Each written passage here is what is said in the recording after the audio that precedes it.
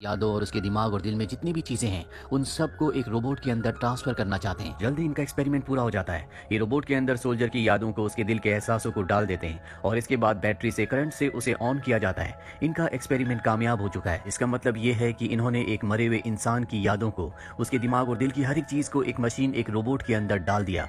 और जब उस आर्मी ऑफिसर को पता चलता है कि असल में वो मारा जा चुका है और उसका शरीर रोबोट का है, तो ये देखकर वो शॉक्ड हो जाता है और अपने आप पर हमला करके अपने आप को खत्म कर देता है। और इस तरह से इनका एक्सपेरिमेंट कामयाब होने के बाद भी फेल हो जाता है। विलियम का बॉस उसे कहता है कि अगर जल्दी तुमने एक्सपेरिमेंट पूरा नहीं किया तो इस डिपार्टमेंट को हमेशा के लिए बंद कर दिया जाएगा। लेकिन विलियम और उसका दोस्त एड ऐसा नहीं चाहते। विलियम घर आता है जहां पर वो अपनी पत्नी और अपने बच्चों के साथ घूमने के लिए जाता है। दरअसल ये पिकनिक पर जा रहे होते हैं। रास्ते में बारिश होना शुरू हो जाती है। साथ ही इतनी अंधेरी रात में गाड़ी चलाना बहुत मुश्किल होता है और तभी बिजली एक पेड़ पर गिरती है, जिससे पेड़ टूटकर इनकी गाड़ी के ऊपर गिरता है। विलियम की पत्नी की वहीं पर मृत्यु हो जाती है। साथ ही गाड़ी का बैलेंस बिगड़ जाता है, जिससे गाड़ी पानी में गिर जाती है और विलियम के तीनों बच्चों की मृत्यु हो जाती है। विलियम ने आज रात को अपने पूरे परिवार को खो दिया। इस बात से विलियम टूट जाता है और जल्दी वो अपने आप को संभालता और अपने दोस्त एड को कॉल करता है, जो उसके साथ रिसर्च में काम करता है। वो एड से कहता है कि डेटा इकट्ठा करने वाली, यानी कि दिमाग से डेटा निकालने वाली मशीन को लेकर तुम जल्दी से जल्दी मेरे पास आ जाओ। वो एड को अपनी लोकेशन बताता है। एड जल्दी वहां पर पहुंच जाता है और जब वो वहां पर विलियम के परिवार की ऐसी हालत देखता है तो वो शॉक्ड हो जाता है। विलियम एड से कहता है कि मेरे पूरे परिवार के दिमाग से उनका डेटा निकाल लो। हालांकि एड को उसकी बात अच्छे से समझ नहीं आती, लेकिन एड उसके पूरे परिवार के दिमाग से उनका डेटा निकाल लेता है। ये दोनों अपनी लैब में आते हैं जहां पर ये काम करते हैं।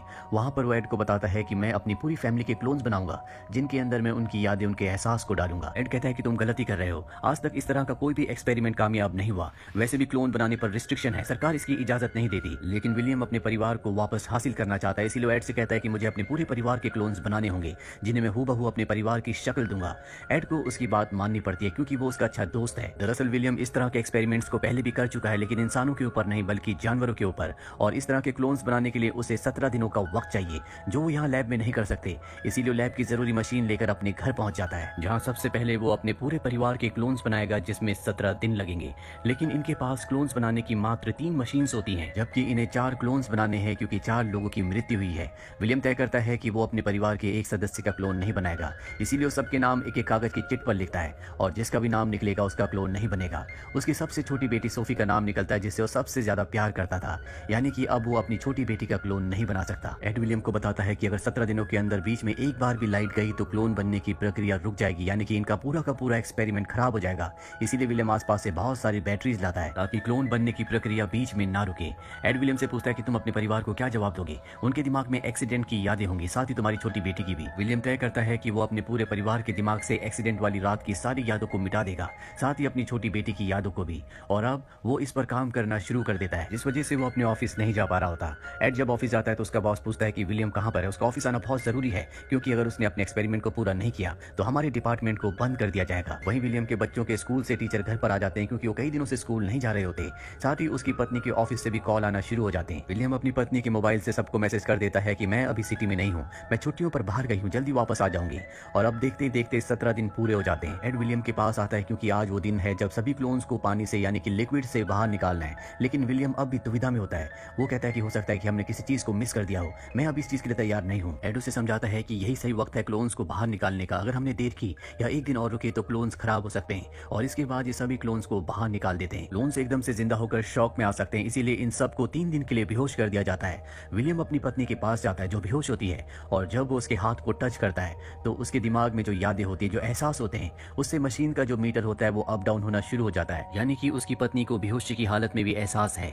विलियम समझ जाता है कि क्यों रोबोट वाला एक्सपेरिमेंट पूरी तरह से उसका फेल हो गया था, क्योंकि जो इंसान का दिमाग होता है उसका तालमेल इंसान के शरीर के साथ भी होता है और रोबोट के पास जो जिस्म था वो इंसानी नहीं था बल्कि वो मेटल का था। इसीलिए होश में आने के बाद वो रोबोट यानी कि इंसान पूरी तरह से शॉक्ड हो जाता है, जिस बात को एक्सेप्ट नहीं कर पाता और उसका दिमाग पूरी तरह से आउट ऑफ कंट्रोल हो जाता है। विलियम को अब सोल्यूशन पूरी तरह से समझ में आ चुका है, कैसे वो एक इंसानी दिमाग को एक रोबोटिक बॉडी में पूरी तरह से सक्सेसफुली ट्रांसफर कर सकता है। इसके लिए बस उसे उस इंसानी दिमाग की यादों से निकालना होगा कि कभी उसके पास इंसानी जिस्म था, और ऐसा करने के बाद जब वो होश में आएगा तो रोबोटिक बॉडी देखकर उसे लगेगा कि ये उसी का जिस्म है और एक्सपेरिमेंट सक्सेसफुल हो जाएगा। यहाँ पर वो अपने पूरे परिवार के दिमाग से अपनी छोटी बेटी की यादों को और एक्सीडेंट वाली रात को पूरी तरह से डिलीट कर देता है। अब सबके सब होश में आ जाते हैं। विलियम को उसका परिवार वापस मिल चुका है, वो उसी तरह से बिहेव कर रहे होते हैं जैसे वो पहले किया करते थे। इस बात से विलियम बहुत खुश होता है क्योंकि उसने वो कर दिखाया जो वो करना चाहता था, साथ ही उसे उसका परिवार वापस मिल गया। और अब विलियम को अपने डिपार्टमेंट को बचाने के लिए रोबोट वाले एक्सपेरिमेंट को पूरा करना होगा। इसीलिए वो तय करता है कि अब वो अपने दिमाग की रेप्लिका यानी कि अपने दिमाग की कॉपी बनाएगा, जिसे रोबोट के अंदर डालेगा ताकि उसका एक्सपेरिमेंट पूरा हो जाए और उनका डिपार्टमेंट बच जाए। वहीं विलियम की पत्नी को दिखाया जाता है जिसे अजीब अजीब से कभी कभी विजन्स आते हैं जो उसकी छोटी बेटी के बारे में होते हैं, जिससे कभी कभी वो डिस्टर्ब हो जाती है। लेकिन विलियम उसे बार बार कंसोल करता है, उसे समझाता है कि ऐसा कुछ भी नहीं है। वहीं एक रात को जब विलियम की बेटी सो रही होती है तो उसे सपना आता है जिसमें वो उस एक्सीडेंट को देखती है जो हुआ था और उसमें उसकी मॉम की मृत्यु हो जाती है। ये देखकर वो पूरी तरह से घबरा जाती है, उठ जाती है। विलियम वहां पर आता और अपनी बेटी को समझाता है कि ये सिर्फ एक बुरा ख्वाब था, तुम्हें दोबारा सो जाना चाहिए। और जब वो सो जाती है तो वो अपनी बेटी को नीचे ले जाता है। यहाँ पर वो अपनी बेटी के दिमाग को मशीन्स के साथ जोड़ता है। दरअसल वो देखना चाहता है कि कहीं उसकी बेटी के दिमाग में एक्सीडेंट वाली कोई याद रह तो नहीं गई। और जब वो ऐसा कर रहा होता है तभी वहां पर उसकी पत्नी भी आ जाती है। उसकी पत्नी सब देखकर हैरान होती है। उसे शक होता है कि विलियम ने कुछ न कुछ किया है जिस वजह से उसे उसकी बेटी को अजीब अजीब से ख्याल, अजीब अजीब से विजन्स आते हैं। हालांकि विलियम अपनी पत्नी को कुछ भी नहीं बताना चाहता, लेकिन उसके बार बार पूछने पर वो बता देता है कि कुछ वक्त पहले हमारी गाड़ी का एक्सीडेंट हो गया था जिसमें तुम्हारी और बच्चों की मृत्यु हो गई थी। इसके बाद मैंने तुम सबके क्लोन्स बनाए और अपने परिवार को वापस हासिल कर लिया। ये जानकर उसकी पत्नी को बहुत दुख होता है कि वो एक इंसान नहीं बल्कि एक क्लोन है, लेकिन वो इस बात से सेटिस्फाइड होती है कि उसके पास उसके बच्चे हैं। अगले दिन यहाँ पर विलियम का बॉस आता है और विलियम से कहता है कि मुझे पता है कि कुछ वक्त पहले तुम्हारी गाड़ी का एक्सीडेंट हुआ था जिसमें तुम्हारी पत्नी और बच्चे मारे गए थे। तुमने उनका क्लोन बनाया और अगर ये बात किसी को बाहर पता चली तो हमारी कंपनी के लिए ये बहुत बड़ा खतरा होगा। अगर तुम चाहते हो कि मैं तुम्हारे राज को राज रखूं तो तुम्हें मुझे उस डिवाइस को देना होगा जिससे तुम मेमोरीज को, यादों को कॉपी करके इंसान के दिमाग को क्लोन के दिमाग के अंदर डालते हो। विलियम उसकी धमकी से डर जाता है। वो कहता है कि ठीक है, मैं तुम्हें वो डिवाइस दे दूंगा, पर विलियम ऐसा नहीं करना चाहता, इसीलिए वो उसके ऊपर हमला करके उसे बेहोश कर देता है और डिवाइस को ओवन के अंदर डालकर जला देता है। इसके बाद वो अपने पूरे परिवार को लेकर गाड़ी से यहाँ से भागने लगता है, लेकिन उसके बॉस के साथ उसके लोग भी आए होते हैं जो विलियम को भागता हुआ देखकर उसका पीछा करना शुरू कर देते हैं। विलियम अपनी पत्नी और दोनों बच्चों को लेकर अपने दोस्त एड की बोट तक जाता है जिससे वो यहाँ से निकलना चाहता है, लेकिन तभी उसके बॉस के लोग वहां पर आ जाते हैं जो विलियम की पत्नी और उसके बच्चों को पकड़ लेते हैं।